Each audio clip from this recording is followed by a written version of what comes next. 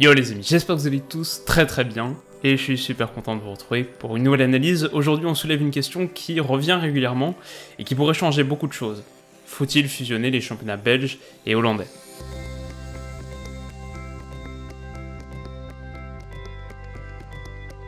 Alors ce qu'il faut savoir déjà, c'est que c'est pas une idée nouvelle. En 2009, Michel Platini soulevait l'idée d'un championnat commun.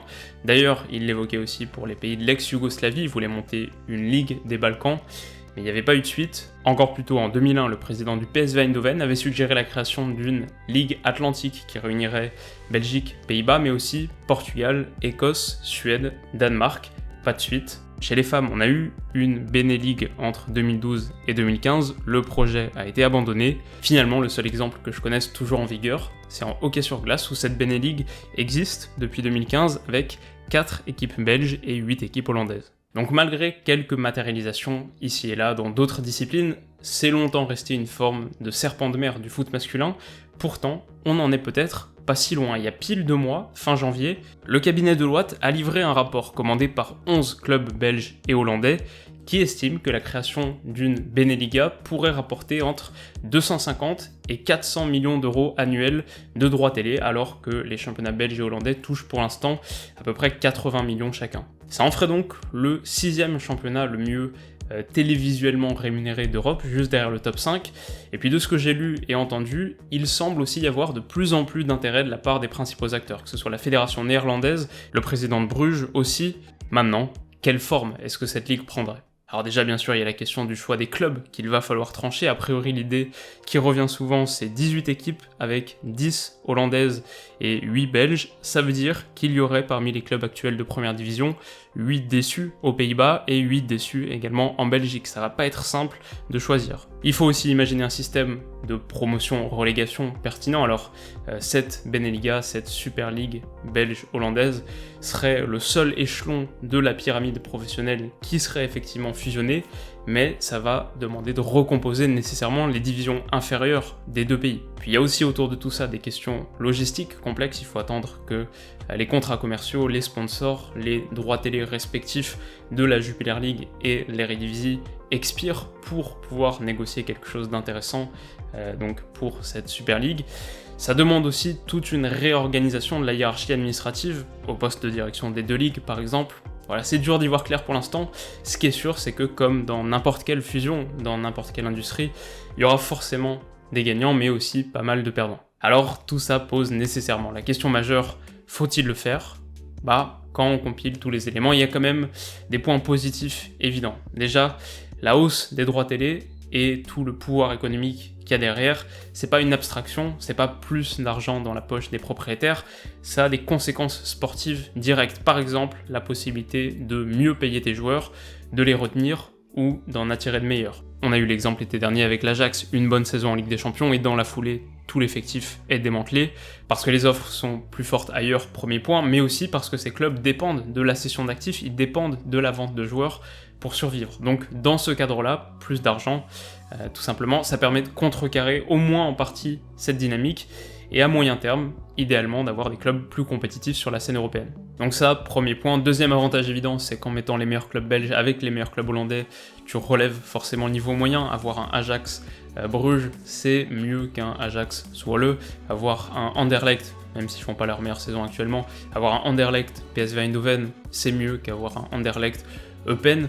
Quand je dis mieux, c'est à la fois plus de densité compétitive, donc un spectacle en hausse, plus d'émotions, plus de frissons, une course au titre ou aux places européennes plus relevées, tout ce qu'on veut mettre derrière, c'est aussi une billetterie en hausse, c'est aussi des joueurs plus intéressés par le championnat, t'enclenches toute une dynamique positive. Maintenant, le problème, c'est que tout ça a un prix et déjà celui de l'équité. Alors, choisir 18 clubs, c'est bien. En l'occurrence, ça signifie aussi en exclure 16, et pour Venlo, pour Héraclès, pour Saint-Tron, pour le Cercle Bruges, j'aurais pu en choisir d'autres, mais si on imagine que ces clubs donc ne passent pas le cut, ce serait forcément un coup dur que d'être de facto relégué à un championnat de 2e ou 3e zone.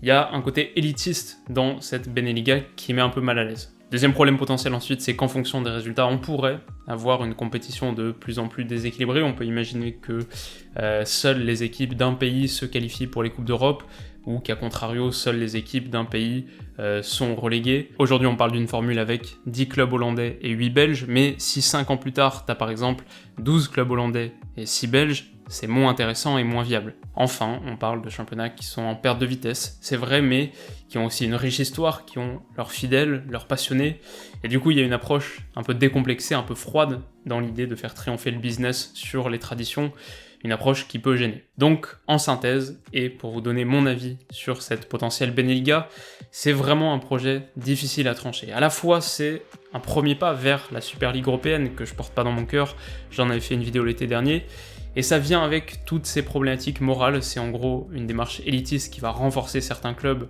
en exclure d'autres, mais en même temps, c'est aussi une tentative de résister à un mouvement plus large qui dépasse et qui handicape sévèrement les footballs belges et hollandais. C'est aussi la perspective de rééquilibrer au moins partiellement un rapport de force qui penche chaque jour davantage en faveur du top 5. Quand j'entends Andrea Agnelli parler de sa vision du foot, j'entends un favorisé qui veut continuer à écraser les autres, alors que quand je vois le projet d'une Beneliga, je vois plutôt la volonté de tirer son épingle du jeu, de pas être rendu insignifiant dans 10 ans. C'est pas tout à fait la même chose. Et puis, si ça devait se faire, on peut imaginer qu'il y a aussi d'autres conditions favorables, en l'occurrence la proximité et la relative petite taille des pays font qu'en tout cas le projet n'est pas géographiquement absurde, même les distances de déplacement pour un supporter resteraient raisonnables. C'est aussi deux pays au niveau footballistique proches. Si on regarde le coefficient UEFA en 2019-2020, la Belgique est 8e, les Pays-Bas 9e. Il y a plusieurs éléments qui font que la Beneliga ne serait pas cette fabrication aberrante, ce ne serait pas un monstre incohérent comme on peut en voir parfois. Donc, pour conclure, et si je devais vous donner une première opinion, parce qu'elle pourrait évoluer dans les mois qui viennent en fonction de ce qu'on apprend bien sûr, mais aujourd'hui, je dirais que je suis plutôt favorable à cette Beneliga, mais je suis pas très heureux de l'être. La raison, c'est que, idéalement, je préférerais qu'on démantèle pas des championnats, je préférerais qu'on n'exclue pas les plus petits clubs. C'est triste d'en arriver là. Le truc, c'est que ces ligues qui, post-Arrêt Bosman, sont devenues des ligues mineures, doivent trouver des solutions pour continuer à exister dans un foot européen de plus en plus inégal. Là, ça pourrait en être une. En tout cas, voilà les amis, c'est la fin de cette courte analyse, et j'espère vraiment qu'elle vous aura plu. N'hésitez pas à me dire dans les commentaires ce que vous pensez, bien sûr, du sujet, de tout ça. C'est quand même quelque chose de particulièrement intéressant, notamment s'il y a des Belges, des Néerlandais parmi vous.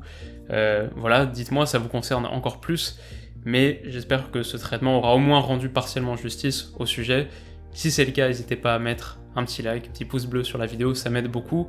Et puis si vous voulez pas rater les prochaines analyses qui vont sortir cette semaine, vous pouvez aussi vous abonner à la chaîne, ça m'encourage énormément. Donc d'ici là, prenez soin de vous, passez une excellente soirée et une très bonne semaine. On se retrouve très vite, sûrement demain. Bisous.